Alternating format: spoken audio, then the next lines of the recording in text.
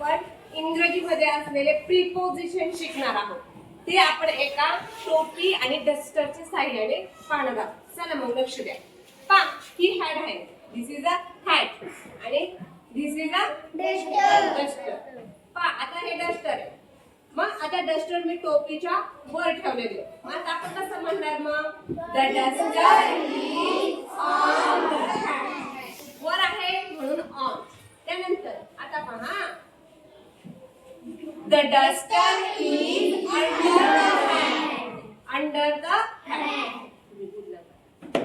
आता पहा, आता हे डस्टर आहे. हे डस्टर आपण टोपीच्या समोर ठेवूया. मग कसं समोर त्याला काय म्हणतात? The duster is in front of the hat. आता आपण डस्टर टोपीच्या मागे ठेवूया. मग कसं होईल?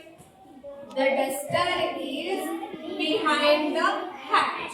आता पहा, डस्टर आपण टोपीच्या फक्त जवळ ठेवूया. The duster is near the hat. आता आपण ते डस्टर टोपीच्या आतमध्ये ठेवूया. The duster is in the hat. म्हणजे अशा प्रकारे जी आपली कन्सेप्ट आहे, इन, ऑन, अंडर, बिहाइंड, हे आपल्याला याच्यातून समजत आहे. आता सांगा, द डस्टर इज